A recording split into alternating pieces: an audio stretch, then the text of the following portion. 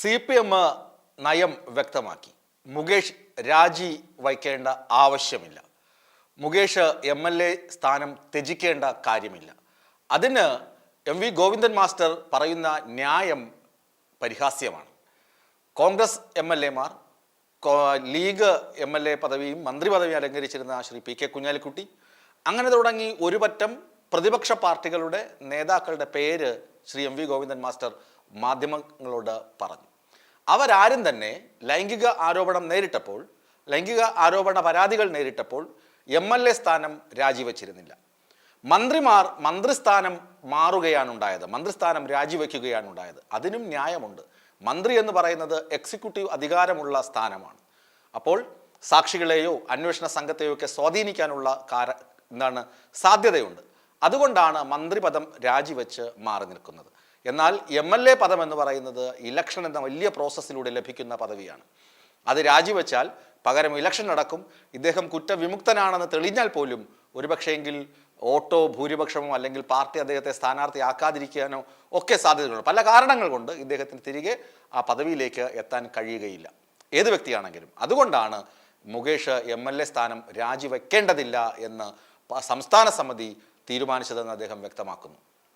ഒപ്പം തന്നെ പ്രതിപക്ഷ നേതാവ് VD സതീശനെതിരെ ഇന്ന് ഒരു സ്വകാര്യ ചാനൽ പുറത്തുവിട്ട exclusive bomb, VD Satheesan power ഗ്രൂപ്പിൻ്റെ ഭാഗമാണെന്നും അയാളോട് ഇഷ്ടമുള്ള ആളുകൾക്ക് മാത്രമേ പദവികൾ നൽകുകയുള്ളൂ എന്നുമൊക്കെ ഒരു കോൺഗ്രസ് വനിതാ നേതാവ് നടത്തിയ വെളിപ്പെടുത്തലുകളാണ് MV ഗോവിന്ദൻ മാസ്റ്റർ പറഞ്ഞത്.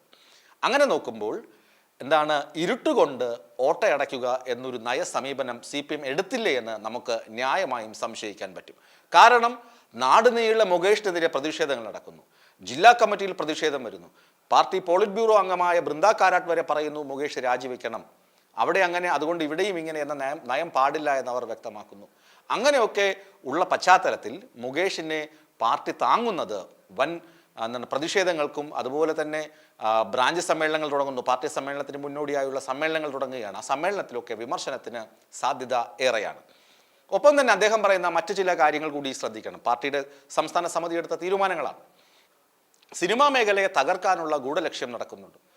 കേരളത്തിലെ മലയാള സിനിമ എന്ന് പറയുന്നത് ലോക സിനിമയോളം തന്നെ അത്രമാത്രം പ്രൊഡക്ഷൻ നടക്കുന്ന മേഖലയാണ്.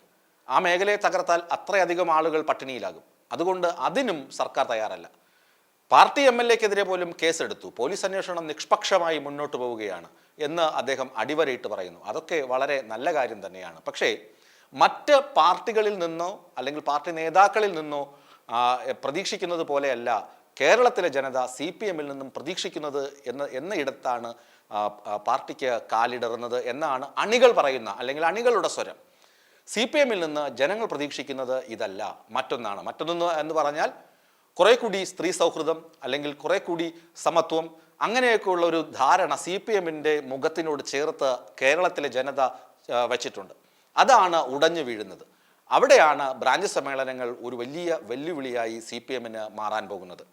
ഏതായാലും മുകേഷിനോട് പാർട്ടി പറഞ്ഞിട്ടുണ്ട്, പരസ്യമായി തന്നെ പറഞ്ഞിട്ടുണ്ട്, നിങ്ങൾ പരസ്യ പ്രസ്താവനകൾ നടത്തരുത്. നിങ്ങൾ അത് ഒരു താക്കീതായി മുകേഷിന് കൊടുത്തിട്ടുണ്ട്. അത് നല്ല കാര്യം തന്നെയാണ്.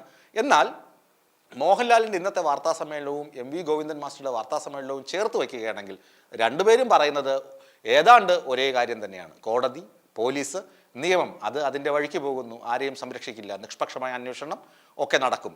എന്നാൽ അതേ അവസരം തന്നെ സിനിമാ മേഖലയെ തകർക്കാനും പാടില്ല. അതും മോഹൻലാലിൻ്റെ അജണ്ടയാണ്, CPM-ന്റെ അജണ്ടയാണ്. വളരെ നല്ല കാര്യങ്ങൾ തന്നെയാണ് ഇവർ പറയുന്നത് പ്രത്യക്ഷത്തിൽ. പക്ഷെ പരോക്ഷമായി നോക്കുമ്പോൾ ഒരു ചെറിയ വേദന CPM-ന്റെ കാര്യത്തിൽ തോന്നാം. മോഹൻലാലിന് അങ്ങനെയൊക്കെ പറയാം, അദ്ദേഹം നടനാണ്, അദ്ദേഹത്തിന് മറ്റ് പരിവേഷങ്ങളൊന്നുമില്ല, പാർട്ടി പദവിയോ സംരക്ഷണമോ ഒന്നുമില്ല, അദ്ദേഹം ഒരു നടനാണ്, അമ്മയുടെ പ്രസിഡൻ്റായിരുന്നു, അദ്ദേഹത്തിന് അങ്ങനെ പറയാൻ കഴിയുകയുള്ളൂ. പക്ഷെ പാർട്ടി പറയുമ്പോൾ അത് ജനങ്ങൾ തിരിഞ്ഞ് ചോദിക്കും. ഇത് പാർട്ടിക്ക് തലവേദന ആകാൻ പോകുന്നത് വരുന്ന സമ്മേളനങ്ങളിലാണ്. അത് തിരിഞ്ഞ് ബൂമറാങ് പോലെ തിരിച്ചടിക്കുമെന്ന കാര്യത്തിൽ യാതൊരു തർക്കവുമില്ല. അത് അവർക്ക് പാർട്ടി നേതൃത്വത്തിനും അറിയാം. പിന്നെ അച്ചടക്കമുള്ള പാർട്ടി പ്രവർത്തകരും അണികളും ആയതുകൊണ്ട് ഒരുപക്ഷെ അടങ്ങിയിരിക്കും എന്നേ ഉള്ളൂ ഈ അണികൾ. ഏതായാലും നമുക്ക് ബ്രാഞ്ച് സമ്മേളനങ്ങളും ജില്ലാ സമ്മേളനങ്ങളും ഒക്കെ വരികയാണല്ലോ. അവിടെയൊക്കെ ഇത്തരം ചെറിയ ചെറിയ പൊട്ടിത്തെറികൾ കാണാൻ കഴിയും. മുകേഷിനെ പാർട്ടി സംരക്ഷിച്ചു, അതിനെതിരെ വ്യാപകമായ പ്രതിഷേധമുണ്ടാകും.